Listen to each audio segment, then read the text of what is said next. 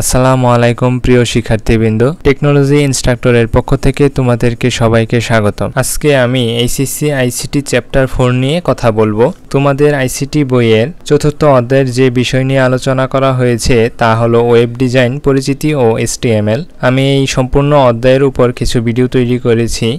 যে ভিডিওগুলো যদি তোমরা দেখো তাহলে এই অধ্যায় নিয়ে সম্পূর্ণ ধারণা পাবে। বোর্ড পরীক্ষায় কোন অংশ থেকে জ্ঞানমূলক ও অনুধাবনমূলক প্রশ্ন আসে এবং কোন অংশ থেকে প্রয়োগ ও উচ্চতর দক্ষতা প্রশ্ন আসে সেসব টপিক নিয়ে কথা বলবো। যেসব টপিক সবচেয়ে বেশি গুরুত্বপূর্ণ শুধুমাত্র সেসব টপিক নিয়ে আমি আমার ভিডিওতে কথা বলেছি।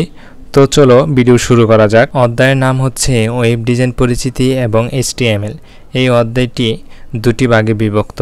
প্রথম ভাগে রয়েছে ওয়েব ডিজাইন, পরিচিতি এবং দ্বিতীয় ভাগে রয়েছে HTML। প্রথম ভাগ হচ্ছে থিওরি, লিখিত অংশ এবং দ্বিতীয় ভাগ হচ্ছে HTML। এই HTML আমাদের কোড শিখতে হবে, কিভাবে কোড লিখতে হয় সেটি আমরা শিখব HTML এর মাধ্যমে। এই অধ্যায় থেকে বোর্ড পরীক্ষায় প্রতি বছরই সৃজনশীল প্রশ্ন আসে। ক এবং খ এই দুটির জন্য ওয়েব ডিজাইন, পরিচিতি এই থিওরি এই অংশটুকু খুবই গুরুত্বপূর্ণ। এখানে কয়েকটি টপিক রয়েছে যা থেকে সবসময় প্রশ্ন আসছে এবং HTML থেকে ঘ এবং ঘ এই দুটি প্রশ্ন হয়ে থাকে। তো চলো দেখি আমরা এই অধ্যায়ে কি কি শিখব। এই ডকুমেন্টের প্রথমে রয়েছে সূচিপত্র। আমি এখানে সূচিপত্র দিয়ে দিয়েছি। এই ফাইলে আমি কোন পেজে কোন টপিক নিয়ে কথা বলেছি সেটি তোমরা এই সূচিপত্র থেকে দেখে নিতে পারবে। প্রথমে রয়েছে ওয়েব ডিজাইন। ওয়েব ডিজাইনের সংজ্ঞাটি হচ্ছে একটি ওয়েবসাইটের বাহ্যিক সৌন্দর্য নির্মাণ কৌশল হচ্ছে ওয়েব ডিজাইন। ওয়েব ডিজাইন কি বা ওয়েব ডিজাইন কাকে বলে এটি জ্ঞানমূলকের জন্য খুবই গুরুত্বপূর্ণ। তোমরা এটি নোট করে রাখবে এবং সংজ্ঞাটি ভালোভাবে মুখস্থ করে রাখবে। আমি যদি তোমাদের একটি ওয়েবসাইটে নিয়ে যাই, এটি হচ্ছে ঢাকা শিক্ষা বোর্ডের একটি ওয়েবসাইট, মাধ্যমিক ও উচ্চ মাধ্যমিক শিক্ষা বোর্ড ঢাকা। তোমরা এখানে দেখতে পাচ্ছ এই যে ওয়েবসাইট, এখানে বিভিন্ন কর্নার রয়েছে, যেমন JSC corner, SSC corner, HSC corner বা এরকম অনেক কিছু এখানে রয়েছে। এই যে ওয়েবসাইটটি বা এই ওয়েব পেজটি যে সুন্দরভাবে সাজানো হয়েছে সেটি হচ্ছে ওয়েব ডিজাইন। এরপর রয়েছে ওয়ার্ল্ড ওয়াইড ওয়েব বা www। তোমরা এখানে এই লিঙ্ক যদি খেয়াল করো তাহলে এখানে দেখো www এই তিনটি W কিন্তু রয়েছে। যে কোনো ওয়েবসাইট তোমরা ওপেন করলে কিন্তু এই www থাকবেই। এই www ছাড়া কোনো ওয়েবসাইট বা কোনো লিঙ্ক তোমরা পাবে না। ওয়ার্ল্ড ওয়াইড ওয়েব কি এটি এখন আমাদের জানতে হবে। ওয়ার্ল্ড ওয়াইড ওয়েবকে বলা হয় বিশ্বজাল। www কে অধিকাংশ সময় ওয়েবও বলা হয়ে থাকে। এটি হচ্ছে ওয়েব। এখন প্রশ্ন হচ্ছে ওয়েব কি? ওয়েব হচ্ছে বিশ্বজুড়ে ছড়িয়ে থাকা সকল কম্পিউটারের নেটওয়ার্ক। এই প্রশ্নটি জ্ঞানমূলকের জন্য খুবই গুরুত্বপূর্ণ। তোমরা এটি নোট করে রাখবে এবং মুখস্থ করে রাখবে যেন পরীক্ষায় আসলে তোমরা পারো। ওয়ার্ল্ড ওয়াইড ওয়েব হচ্ছে বিশ্বব্যাপী বণ্টিত গতিশীল ইন্টারেক্টিভ ইনফরমেশন সিস্টেম যা ইন্টারনেটে ব্যবহার হয়। এখন প্রশ্ন হচ্ছে ইন্টারনেট কি? ইন্টারনেট কি এই প্রশ্নটিও জ্ঞানমূলকের জন্য খুবই গুরুত্বপূর্ণ। নেটওয়ার্ককেই ইন্টারনেট বলে। যদি প্রশ্ন আসে তাহলে তোমরা এই লাইনটি লিখে দিয়ে আসবে যে নেটওয়ার্ককেই ইন্টারনেট বলে। এখন আমরা দেখব ওয়েব কি নিয়ে গড়ে উঠেছে। ওয়েব মূলত নতুন তিনটি প্রযুক্তি নিয়ে গড়ে উঠেছে। প্রথম হচ্ছে HTML, দ্বিতীয় হচ্ছে HTTP এবং তৃতীয় হচ্ছে ওয়েব ব্রাউজার। HTML হচ্ছে হাইপার টেক্সট মার্কআপ ল্যাঙ্গুয়েজ যা দ্বারা ওয়েব পেজ লেখা হয়। HTML দিয়ে আমরা ওয়েব পেজ লিখলাম। এরপর হচ্ছে HTTP, এটি হচ্ছে হাইপার টেক্সট ট্রান্সফার প্রোটোকল যা দ্বারা ওয়েব সার্ভার ও ওয়েব ক্লায়েন্ট এর মধ্যে তথ্য আদান প্রদান করে। তৃতীয়ত হলো ওয়েব ব্রাউজার, যে প্রোগ্রাম ডেটা রিসিভ ও অনুবাদ করে ক্লায়েন্টকে ফলাফল প্রদর্শন করে, যেমন গুগল ক্রোমের মাধ্যমে আমরা যে কোনো একটা জিনিস যদি সার্চ দেই তাহলে গুগল ক্রোম কিন্তু আমাদের একটি ফলাফল দেয়। এটি হচ্ছে ওয়েব ব্রাউজার। এরপর রয়েছে ওয়েব পেজ। সহজ ভাষায় হচ্ছে যে ওয়েবসাইটের একটি পেজকে ওয়েব পেজ বলা হয়। যেমন তোমাদের যদি এই একটি ওয়েবসাইটের নমুনা দেখায়, যেমন এটি হচ্ছে একটি ওয়েব পেজ। এরপর যদি তোমরা JSC কর্নারে ক্লিক করো তাহলে JSC কর্নারের একটি পেজ চলে আসবে। এটি হচ্ছে আরেকটি পেজ, মানে ওয়েবসাইটে বিভিন্ন পেজ। যেমন এখানে দেখো JSC কর্নারে কিন্তু সবগুলো নোটিশ এখানে দেখাচ্ছে। এভাবে তোমরা একটি ওয়েবসাইট থেকে বিভিন্ন পেজে চলে যেতে পারবে। এটি হচ্ছে ওয়েব পেজ। একটি ওয়েবসাইটে অনেকগুলো ওয়েব পেজ থাকতে পারে। ওয়েব পেজের সংজ্ঞাটি হচ্ছে ইন্টারনেট ব্যবহারকারীদের দেখার উপযোগী ইন্টারনেটের সাথে সংযুক্ত সার্ভারে রাখা ফাইলকে ওয়েব পেজ বলে। ওয়েব পেজকে আবার ওয়েব ডকুমেন্টও বলা হয়। এটি হচ্ছে ওয়েব পেজের সংজ্ঞা। এরপর রয়েছে ওয়েব পেজের উপাদান। আমরা একটি ওয়েব পেজ দেখেছি, এই ওয়েব পেজের বিভিন্ন উপাদান রয়েছে, যেমন লেখা বা টেক্সট, ছবি, অডিও, ভিডিও, প্রোগ্রাম ফাইল। যেমন এখানে দেখো, এখানে একটি ছবি রয়েছে এবং এখানে লেখা রয়েছে। একটি ওয়েবসাইটে একটি পেজে কিন্তু অনেক কিছু থাকতে পারে। এটি হচ্ছে ওয়েব পেজের উপাদান। এখন আমরা দেখব লেখা বা টেক্সট। ওয়েব পেজে টেক্সট উপাদান সবচেয়ে বেশি ব্যবহার করা হয়। আমরা ওয়েবসাইটে যেই লেখাটি দেখাতে চাই সেটি ওয়েব পেজের HTML ফাইলে সংরক্ষিত থাকে।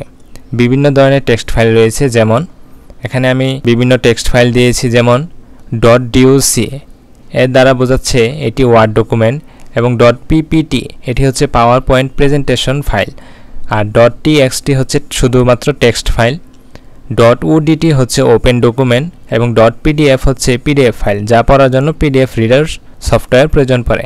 যদি তোমরা এই পিডিএফ ফাইলটি ওয়েবসাইটে সংযুক্ত করে দাও, তাহলে যে এই ফাইলটি পড়বে তার কিন্তু একটি আলাদা পিডিএফ রিডার সফটওয়্যার প্রয়োজন পড়বে।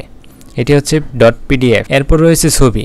ওয়েব পেজকে আকর্ষণীয় করে তুলতে ছবি এবং গ্রাফিক্স ব্যবহার করা হয়। ছবি বা গ্রাফিক্সের বিভিন্ন ফাইল রয়েছে, যেমন .jpeg, .jpg, .gif, .png, .bmp।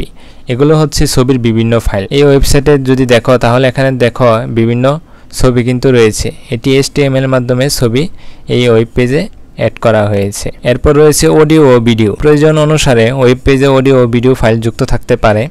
Audio ফাইলগুলোর মধ্যে রয়েছে .mp3, .wab, .ogg, .wma। এই ফরম্যাটগুলো তোমরা একটু খেয়াল করে রাখবে। MCQ প্রশ্নের জন্য খুবই গুরুত্বপূর্ণ। MCQ প্রশ্ন এরকমভাবে আসতে পারে, যেমন নিচের কোন ফরম্যাটটি অডিও ফরম্যাট নয় এবং অডিও ফাইল নয় বা ভিডিও ফাইল নয়, এটি বিভিন্ন ফরম্যাট দিয়ে প্রশ্ন হয়ে যাবে। ভিডিও ফাইলগুলোর মধ্যে রয়েছে .wabm, .mp4, .avi, .wmb, .flb। এগুলি হচ্ছে ভিডিও ফাইলের ফরম্যাট। এই ফরম্যাটগুলো খুবই গুরুত্বপূর্ণ। এই ফরম্যাটগুলো কিন্তু তোমরা মনে রাখবে, কোনটি অডিও ফরম্যাট এবং কোনটি ভিডিও ফরম্যাট এবং কোনটি ছবি ফরম্যাট এবং কোনটি টেক্সট ফরম্যাট, এগুলো কিন্তু মনে রাখতে হবে। এরপর রয়েছে প্রোগ্রাম ফাইল। প্রোগ্রাম ফাইল কি? প্রোগ্রাম ফাইল হচ্ছে ওয়েব পেজকে ডাইনামিক ও ইউজারের সাথে ইন্টারেক্টিভ করার জন্য মার্কআপ ও প্রোগ্রামিং ল্যাঙ্গুয়েজ ফাইল, স্টাইল এবং ডেটাবেস ফাইল ব্যবহৃত হয়, যেমন HTML, CSS, JavaScript, PHP, ASP। এগুলো হচ্ছে বিভিন্ন প্রোগ্রাম ফাইল। এই প্রোগ্রাম ফাইলের মাধ্যমে তোমরা ওয়েবসাইট তৈরি করতে পারবে। এরপর রয়েছে ওয়েবসাইট। ওয়েবসাইট কি, এটি তো তোমরা সবাই বুঝতেই পারছো। ওয়েবসাইট হচ্ছে একই ডোমেইনের অধীনে পরস্পর সংযোগযোগ্য একাধিক ওয়েব পেজের সমষ্টিকে ওয়েবসাইট বলে। মানে হচ্ছে একটি ওয়েবসাইটের বিভিন্ন পেজ রয়েছে, এই সকল পেজের সমষ্টিকে একসাথে ওয়েবসাইট বলা হয়। এরপর রয়েছে ওয়েব পোর্টাল। ওয়েব পোর্টাল কি? ওয়েব পোর্টাল হচ্ছে একটি ওয়েবসাইট বা ওয়েব পেজের সমষ্টি, যেখানে অনেকগুলো উৎস থেকে বিভিন্ন গুরুত্বপূর্ণ লিঙ্ক, কন্টেন্ট ও সার্ভিস সংগ্রহীত থাকে, যা ব্যবহারকারীদেরকে সহজে তথ্য উপস্থাপন করে, যেমন www.bangladesh.gov.bd। যদি আমরা এই লিঙ্কে ক্লিক করি, তাহলে আমরা এই লিঙ্কে প্রবেশ করব এবং প্রবেশ করার সাথে সাথে দেখো এখানে Bangladesh.gov.bd সকল তথ্য ও সেবা এক ঠিকানায়। মানে এই এক ঠিকানায় এই একটি ওয়েবসাইটে যদি তুমি প্রবেশ করতে পারো, তাহলে বাংলাদেশের যে কোনো তথ্য বা সেবা যদি চাও, তাহলে এখান থেকে তোমরা পাবে। এই ওয়েবসাইটে বিভিন্ন অপশন রয়েছে এবং বিভিন্ন ওয়েবসাইট রয়েছে। এই ওয়েবসাইটটি হচ্ছে এক ধরনের ওয়েব পোর্টাল। মানে একটি ওয়েবসাইটে বিভিন্ন ওয়েবসাইটে লিঙ্ক করা রয়েছে, এখান থেকে যার যেটা দরকার সেই লিঙ্কে কিন্তু চলে যেতে পারবা। এরপর রয়েছে ওয়েবসাইটের প্রকারভেদ। এই টপিকটি সবচেয়ে গুরুত্বপূর্ণ। এই টপিক থেকে প্রশ্ন আসবেই। এটি তোমাদেরকে মুখস্থ করতেই হবে। ওয়েবসাইটের প্রকারভেদ অনেক সময় বোর্ড পরীক্ষায় এই সব প্রশ্ন চলে আসে, আর কলেজের পরীক্ষায় এই প্রশ্ন আসবেই। স্ট্যাটিক ওয়েবসাইট এবং ডাইনামিক এই ওয়েবসাইট, এই দুটি নিয়ে প্রশ্ন থাকবেই পরীক্ষায়। এটি হচ্ছে সবচেয়ে গুরুত্বপূর্ণ। থিওরির মধ্যে এটি সবচেয়ে গুরুত্বপূর্ণ টপিক। গঠন বৈচিত্র্যের উপর ভিত্তি করে ওয়েবসাইটকে মাত্র দুই ভাগে ভাগ করা যায়। একটি হচ্ছে স্ট্যাটিক ওয়েবসাইট এবং আরেকটি হচ্ছে ডাইনামিক ওয়েবসাইট। স্ট্যাটিক ওয়েবসাইট কি? স্ট্যাটিক ওয়েবসাইট হচ্ছে যে সকল ওয়েবসাইটের ডেটার মান ওয়েব পেজ প্রদর্শন করার পর পরিবর্তন করা যায় না, তাকে বলে স্ট্যাটিক ওয়েবসাইট। স্ট্যাটিক ওয়েবসাইট শুধু HTML ভাষা দিয়ে তৈরি করা যায়। স্ট্যাটিক ওয়েবসাইট হচ্ছে একটি নর্মাল ওয়েবসাইট, যে ওয়েবসাইটটি ওয়েব পেজে যদি প্রদর্শন করা হয় একবার, তারপর পরিবর্তন করা যায় না, পুরো ফাইলটি পরিবর্তন করে নিতে হয়। এখানে রয়েছে স্ট্যাটিক ওয়েবসাইটের বৈশিষ্ট্য। স্ট্যাটিক ওয়েবসাইটের কি বৈশিষ্ট্য সেটি যদি আমরা দেখি, যেমন এই স্ট্যাটিক ওয়েবসাইটে কন্টেন্ট নির্দিষ্ট থাকে, ব্যবহারকারী তথ্য প্রদান বা আপডেট করতে পারে না, খুব দ্রুত লোড হয়, কোনো রকম ডেটাবেজের সাথে সংযোগ থাকে না, কেবলমাত্র সার্ভার থেকে ক্লায়েন্ট একমুখী কমিউনিকেশন হয়। শুধু HTML ও CSS ব্যবহার করে এটি তৈরি করা যায়। এগুলো হচ্ছে স্ট্যাটিক ওয়েবসাইটের বৈশিষ্ট্য। এরপর রয়েছে স্ট্যাটিক ওয়েবসাইটের সুবিধা। এটি তৈরি করতে খরচ খুবই কম, ওয়েবসাইট তৈরি ও নিয়ন্ত্রণ খুব সহজ, দক্ষতা, নিরাপত্তা, দ্রুতগতির সাথে কন্টেন্ট সরবরাহ করা যায়, খুব সহজে সার্চ ইঞ্জিন পরিচালনা করা যায়, সহজে ওয়েব পেজের লেআউট পরিবর্তন করা যায়, নেট স্পিড খুব কম হলেও দ্রুততার সাথে ডেটা ডাউনলোড করা যায়। স্ট্যাটিক ওয়েবসাইটের অসুবিধা।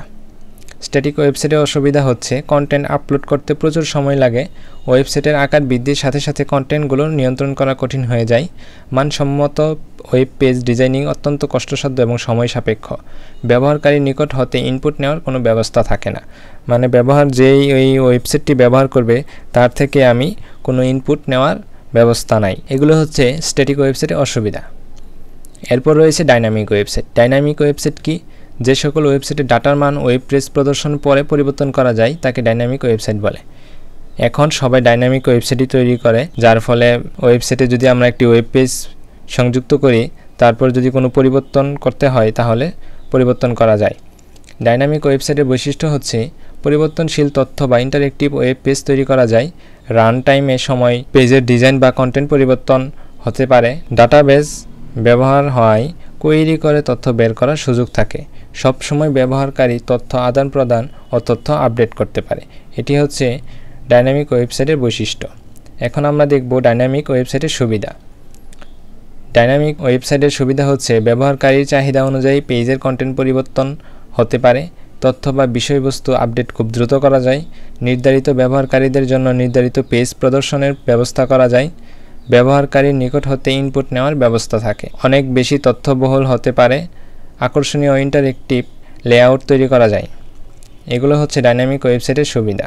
ডাইনামিক ওয়েবসাইটের অসুবিধা হচ্ছে ডেটাবেজ ব্যবহৃত হয়, ফলে ব্যবহারকারীর ব্রাউজার লোড হতে বেশি সময় নেয়, উন্নয়ন ও নিয়ন্ত্রণ করা তুলনামূলক জটিল, খরচ বেশি। এরপর রয়েছে ক্লায়েন্ট সার্ভার। ক্লায়েন্ট সার্ভার কি? যে কম্পিউটার থেকে ওয়েব পেজ ব্রাউজ করি তাই হচ্ছে ক্লায়েন্ট সার্ভার। মানে হচ্ছে আমরা যেই কম্পিউটার থেকে ওয়েব পেজ ব্রাউজ করি তাই হচ্ছে ক্লায়েন্ট কম্পিউটার। এরপর হচ্ছে ওয়েব সার্ভার। ওয়েব সার্ভার কি?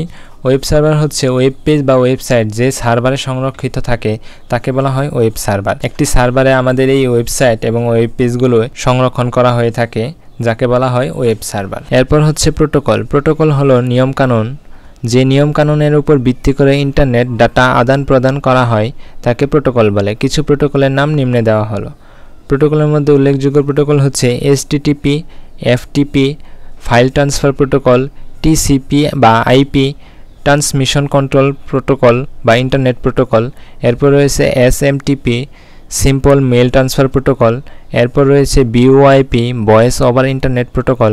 এরপর রয়েছে POP, পোস্ট অফিস প্রোটোকল। এগুলি হচ্ছে বিভিন্ন টাইপের প্রোটোকল। এরপর রয়েছে HTTP, ইন্টারনেটের যে প্রোটোকল ওয়েব সার্ভার ও ক্লায়েন্টের মধ্যে ডাটা আদান প্রদান করে থাকে তাকে HTTP বলে। HTTP এর কাজ হচ্ছে সার্ভারের সাথে ব্রাউজারের সংযোগ তৈরি করা, ব্রাউজারের যে কোনো অনুরোধ সার্ভারে পৌঁছে দেওয়া, ব্রাউজারের অনুরোধে সার্ভারের সারা মোতাবেক ওয়েবসাইট ব্রাউজারে নিয়ে আসা, ব্রাউজার এবং সংযোগ বিচ্ছিন্ন করা। এরপর রয়েছে FTP। FTP হচ্ছে file transfer protocol. FTP protocol ইন্টারনেটের মাধ্যমে ফাইল আদান প্রদানের জন্য ব্যবহৃত প্রোটোকল। ইন্টারনেটের মাধ্যমে ফাইল আদান প্রদানের জন্য ব্যবহৃত প্রোটোকল হচ্ছে FTP। FTPর মাধ্যমে ব্যবহারকারী অন্যের কম্পিউটার হতে ফাইল নিজের কম্পিউটারে নিতে পারে, যাকে ডাউনলোড বলি আমরা। আবার নিজের কম্পিউটার হতে সার্ভারে কোনো ফাইল প্রয়োজন হলে পাঠানো যায়, একে আমরা আপলোড বলি। এই আপলোড এবং ডাউনলোড এই FTP প্রোটোকলের মাধ্যমে হয়ে থাকে। এটি হচ্ছে FTP। এরপর রয়েছে IP অ্যাড্রেস। IP অ্যাড্রেস হচ্ছে ইন্টারনেটের সাথে সংযুক্ত প্রতিটি ওয়েব পেজ বা ওয়েবসাইট বা কম্পিউটারের নিজস্ব একটি অদ্বিতীয় ঠিকানা, তাকে IP অ্যাড্রেস বলে। মানে প্রত্যেকটি কম্পিউটারে একটি আলাদা ঠিকানা রয়েছে, যাকে আমরা IP অ্যাড্রেস বলি। IP অ্যাড্রেস বর্তমানে দুই ধরনের IP অ্যাড্রেস রয়েছে, যথা ইন্টারনেট প্রোটোকল ভার্সন 4 বা IPv4। এরপর রয়েছে দ্বিতীয় ইন্টারনেট প্রোটোকল ভার্সন 6 বা IPv6। যেই সংস্থা বিশ্বের এই IP অ্যাড্রেস ব্যবস্থাপনা করে তা হলো IANA। IANA হচ্ছে ইন্টারনেট অ্যাসাইন নাম্বার অথরিটি। মানে এই সংস্থাটি বিশ্বের সকল IP অ্যাড্রেস ব্যবস্থাপনা করে থাকে। IP অ্যাড্রেসকে প্রকাশ করার জন্য তিনটি পদ্ধতি রয়েছে, যথা dotted decimal notation, binary notation, hexadecimal notation. এই তিনটি অপশন মনে রাখলেই চলবে এবং বিস্তারিত যদি তোমরা পড়তে চাও তাহলে বই থেকে দেখে নিতে পারো। এগুলোর বিস্তারিত খুবই একটি প্রয়োজন নেই, শুধু এই 3টি অপশন মনে রাখলেই চলবে। এই ফাইলের PDF ভার্সন ডেসক্রিপশন বক্সে দেওয়া থাকবে, তোমরা এই ভিডিওগুলো দেখে তারপর এই ফাইলগুলো ডাউনলোড করে নিতে পারবে। এই ফাইলে কিছু ভুল থাকতে পারে, এগুলি আমি সংশোধন করে PDF করে দিয়ে দিব। এরপর রয়েছে ডোমেইন নেম। এখন আমরা ডোমেইন নেম কি এটি আমরা জানব। ইন্টারনেটের যে কোনো কম্পিউটারকে চেনার জন্য যে উপায়সমূহ আছে, একটি হলো IP অ্যাড্রেস এবং আরেকটি হচ্ছে টেক্সট নির্ভর ডোমেইন নেম। IP অ্যাড্রেস লেখা হয় সংখ্যা দিয়ে, যার কারণে আমরা সহজে মুখস্থ রাখতে পারি না। এই জন্য ইংরেজি বর্ণ বা অক্ষরভিত্তির কোনো নাম ব্যবহার করা হয়। কম্পিউটারে এইরূপ নামকে বলা হয় ডোমেইন নেম। সুতরাং IP অ্যাড্রেসের অনুবাদ হচ্ছে ডোমেইন নেম। আর যেই পদ্ধতিতে ডোমেইন নেম নিয়ন্ত্রণ করা হয়ে থাকে তাকে DNS বা ডোমেইন নেমিং সিস্টেম বলে। আর যে সংস্থাটি বিশ্বের ডোমেইন নেম বা IP অ্যাড্রেস ব্যবস্থাপনা করে থাকে তা হলো ICANN, মানে internet corporation for assign name and numbers. এই সংস্থাটি ডোমেইন নেম নিয়ন্ত্রণ করে থাকে। ডোমেইন নেমের নাম থেকেই বোঝা যায় উক্ত প্রতিষ্ঠান কীরকম প্রতিষ্ঠান। তাই ডোমেইন নেম তৈরি করার ক্ষেত্রে আমাদের কিছু বিষয় বিবেচনা রাখতে হবে। সেই বিষয়গুলো হচ্ছে, ডোমেইন নামটি নিজের প্রতিষ্ঠানের নাম বা প্রতিষ্ঠানের উদ্দেশ্যের সাথে যেন সম্পর্কযুক্ত হয়, সেভাবে ডোমেইন নেম তৈরি করতে হবে। সহজে মনে রাখা যায় সেদিকে খেয়াল রেখে ডোমেইন নেমটি সহজ ও ছোট রাখতে হবে। সহজে বানানযোগ্য হতে হবে, তাই কোনো নাম্বার দেওয়া থেকে বিরত থাকতে হবে। যদি আমরা এই 3টি অপশন খেয়াল করে ডোমেইন নেম তৈরি করি তাহলে দেখবা তোমাদের ওয়েবসাইটের ডোমেইন নেম কিন্তু সকলেই মুখস্থ রাখতে পারবে। এরপর রয়েছে top level domain. Top level domain হচ্ছে TLD। টপ লেভেল ডোমেইন কি? টপ লেভেল ডোমেইন থেকে বোঝা যায় যে এটি কোন প্রতিষ্ঠান এর ওয়েবসাইট, মানে এই ওয়েবসাইটটি কোন প্রতিষ্ঠানের ওয়েবসাইট সেটি টপ লেভেল ডোমেইন থেকে তোমরা দেখে বুঝতে পারবে। এখানে কিছু টপ লেভেল ডোমেইন একটি ছক দেওয়া রয়েছে, এই ছকটি তোমরা চাইলে দেখে নিতে পারো এবং মুখস্থ রাখতে পারো। মানে .com হচ্ছে বাণিজ্যিক প্রতিষ্ঠান, .org হচ্ছে অর্গানাইজেশন, .edu .ac হচ্ছে শিক্ষা প্রতিষ্ঠান, .net মানে নেটওয়ার্ক সার্ভিস প্রতিষ্ঠানের জন্য, .int হচ্ছে আন্তর্জাতিক সেবামূলক প্রতিষ্ঠান এবং .mil হচ্ছে মিলিটারি মানে যুক্তরাষ্ট্রের প্রতিরক্ষা ব্যবস্থার জন্য সংরক্ষিত, .biz হচ্ছে ব্যবসায়ী প্রতিষ্ঠানের জন্য, .einfo হচ্ছে তথ্য সংক্রান্ত প্রতিষ্ঠানের জন্য। এটি হচ্ছে টপ লেভেলের কিছু ডোমেইন, গুরুত্বপূর্ণ ডোমেইন, এগুলো তোমরা মুখস্থ রাখতে পারো, এটি MCQ চলে আসতে পারে। এরপর রয়েছে country code top level domain CCTLD। Country code top level ডোমেইনের মাধ্যমে আমরা জানতে পারি ওয়েবসাইটটি কোন দেশে। এখানে দেখো আমি একটি ছক দিয়েছি, এটি বইয়েও রয়েছে, যেমন .bd হচ্ছে বাংলাদেশ, .au হচ্ছে অস্ট্রেলিয়া এবং .in হচ্ছে ইন্ডিয়া। এরকমভাবে প্রত্যেকটি দেশের একটি কান্ট্রি কোড রয়েছে, যার মাধ্যমে তোমরা বুঝতে পারবে যে এই ওয়েবসাইটটি কোন দেশে। এরপর রয়েছে IP অ্যাড্রেস ও ডোমেইন নেমের মধ্যে পার্থক্য। এখানে যেই ছকটি রয়েছে সেই ছকটি তোমরা দেখে নিতে পারো এবং মুখস্থ রাখতে পারো। IP অ্যাড্রেস এবং ডোমেইন নেমের পার্থক্য খতে আসতে পারে, এটি 2টি বা 3টি পয়েন্ট উল্লেখ করলেই তোমরা 2-2 পেয়ে যাবে, বা ঘতেও আসতে পারে 3 মার্কের জন্য IP অ্যাড্রেস এবং ডোমেইন নেমের পার্থক্য। এরপর রয়েছে URL। ওয়েবসাইটের ওয়েব অ্যাড্রেস URL নামে পরিচিত। URL এর পূর্ণরূপ হচ্ছে ইউনিফর্ম রিসোর্স লোকেটর। একটি URL এ বিভিন্ন অংশ থাকে, যেমন protocol, subdomain, second level domain, top level domain, ডেস্ট, ডিরেক্টরি পাথ, ডকুমেন্ট ফাইল। এইগুলি অপশনের সবগুলো বইয়ে বিস্তারিত দেওয়া আছে, যদি তোমরা পড়তে চাও তোমরা সেখান থেকে পড়ে নিতে পারবে, কিন্তু এই পয়েন্টগুলো মনে রাখলেই পরীক্ষার জন্য চলবে। এরপর রয়েছে IP অ্যাড্রেস এবং URL মধ্যে পার্থক্য। এই ছকটিও তোমরা মুখস্থ রাখবে, এটি আসতে পারে একটি উদ্দীপক দিয়ে, এই প্রশ্নটি গতে দিয়ে দিতে পারে, যেমন IP অ্যাড্রেস এবং URL এর পার্থক্য লেখো। এখানে 4টি পার্থক্য দিয়ে দিলেই তোমরা 3-3 পেয়ে যেতে পারো, এটি তোমরা খেয়াল রাখবে। এরপর রয়েছে ওয়েব ব্রাউজার। ওয়েব ব্রাউজার কি? ওয়েবসাইট ভিজিট করার জন্য ব্যবহারকারী যে বিশেষ সফটওয়্যার ব্যবহার করে থাকেন তাকে ওয়েব ব্রাউজার বলে। বর্তমানে সবচেয়ে জনপ্রিয় কিছু ওয়েব ব্রাউজারের নাম দেওয়া হলো, যেমন Google Chrome, Mozilla Firefox, Opera, safari, Microsoft Edge, এগুলি হচ্ছে ওয়েব ব্রাউজার। এরপর রয়েছে সার্চ ইঞ্জিন। সবাই তো সার্চ ইঞ্জিন সম্পর্কে আমরা জানি। সার্চ ইঞ্জিন হলো এমন এক ধরনের টুল যার সাহায্যে ইন্টারনেটের অজস্র ওয়েব সার্ভার থেকে সহজে যে কোনো তথ্য খুঁজে বের করা যায়। এখানে বহুল ব্যবহৃত কিছু সার্চ ইঞ্জিন দিয়ে দিলাম, তোমরা দেখে নিতে পারো, আর সবাই এটি জানো কোনগুলা সার্চ ইঞ্জিন। এরপর রয়েছে দ্বিতীয় সবচেয়ে গুরুত্বপূর্ণ টপিক, এই টপিকটি হচ্ছে ওয়েবসাইটের কাঠামো। এর আগে আমরা গুরুত্বপূর্ণ টপিক দেখিয়েছিলাম ওয়েবসাইটের প্রকারভেদ, স্ট্যাটিক এবং ডাইনামিক ওয়েবসাইট, আর এটি হচ্ছে ওয়েবসাইটের কাঠামো। এই ওয়েবসাইটের কাঠামো সবচেয়ে গুরুত্বপূর্ণ লিখিত অংশের জন্য, গ এবং বড় গ এই দুটির জন্য। এখন আমরা দেখি ওয়েবসাইটের কাঠামো কি। যে অবকাঠামোতে একটি ওয়েবসাইটে সকল তথ্য উপস্থাপন করা হয় তাকে ওয়েবসাইটের কাঠামো বলে। একটি ওয়েবসাইটের কাঠামোতে বিভিন্ন ধরনের পেজ থাকতে পারে। তাদের মধ্যে অন্যতম হলো হোম পেজ, মূল ধারার পেজ এবং উপধারার পেজ। ওয়েবসাইটের বৈশিষ্ট্য অনুযায়ী ওয়েবসাইটের কাঠামোকে নিম্নোক্তভাবে সাজানো যায়, যেমন ট্রি, লিনিয়ার, নেটওয়ার্ক বা হাইব্রিড বা কম্বিনেশন। এই 4টি কাঠামো রয়েছে। প্রথমে রয়েছে ট্রি বা হায়ারার্কিক্যাল। এই কাঠামোতে একটি হোম পেজ থাকে এবং অন্যান্য পেজগুলো হোম পেজের সাথে সংযুক্ত থাকে। এদেরকে সাব পেজ বলে। সাব পেজগুলোর সাথে আরও অন্যান্য পেজ যুক্ত থাকে। কাঠামোটি দেখতে ট্রি এর মতো বলে এই কাঠামোকে ট্রি কাঠামো বলে। ওয়েবসাইট কাঠামোগুলোর মধ্যে অন্যতম হচ্ছে ট্রি কাঠামো, সবচেয়ে সহজ ও জনপ্রিয় কাঠামো। তোমাদেরকে একটি ট্রি এই কাঠামোর একটি ওয়েবসাইট দেখায়, যেমন এই ওয়েবসাইটটি হচ্ছে ট্রি ওয়েবসাইট। এখানে দেখো, এখানে হোম বিভিন্ন অপশন রয়েছে। এই হোম পেজ থেকেই তোমরা যে কোনো পেজে যে কোনো অপশনে যেতে পারবে। মানে এটি হচ্ছে সাব পেজ। সাব পেজের নিচে রয়েছে আরও সাব পেজ। এটি হচ্ছে ট্রি বা হায়ারার্কিক্যাল এই কাঠামোর ওয়েবসাইট। যে ওয়েবসাইট থেকে প্রথম হোম পেজ থেকে বিভিন্ন ওয়েব পেজে যাওয়া যায় বা বিভিন্ন পেজে যাওয়া যায় সেটি হচ্ছে ট্রি বা হায়ারার্কিক্যাল। এরপর হচ্ছে লিনিয়ার বা সিকোয়েন্স কাঠামো। যখন কোনো ওয়েবসাইটের পেজগুলো একটি নির্দিষ্ট ক্রমানুসারে একে অপরের সাথে সংযুক্ত থাকে তখন ওই ওয়েবসাইটের কাঠামোকে লিনিয়ার বা সিকোয়েন্স কাঠামো বলে। কোনো একটি পেজের পর কোন পেজে যাওয়া যাবে তা ওই পেজের ডিজাইনার ঠিক করে থাকে। যেমন পেজগুলোতে নেক্সট, প্রিভিয়াস, ফার্স্ট, লাস্ট ইত্যাদি লিঙ্কের মাধ্যমে ভিডিওর প্রতিটি পেজ দেখতে পারে। যেমন ইউটিউব। প্রশিক্ষণ বা শিক্ষামূলক ওয়েবসাইটগুলোর জন্য লিনিয়ার কাঠামো সর্বাধিক উপযুক্ত। উদাহরণস্বরূপ, যেখানে ব্যবহারকারী একটি নির্দিষ্ট অগ্রগতি প্রত্যাশা করে। যেমন একজন শিক্ষার্থী যদি বেসিক কোর্সে যদি পাস করে থাকে তাহলে তাকে মিড লেভেল কোর্স করতে পারবে, এবং যদি মিড লেভেল কোর্সে পাস করে থাকে তাহলে অ্যাডভান্স কোর্স করতে পারবে। এই ধরনের সিস্টেমের ক্ষেত্রে লিনিয়ার কাঠামো সর্বাধিক উপযুক্ত।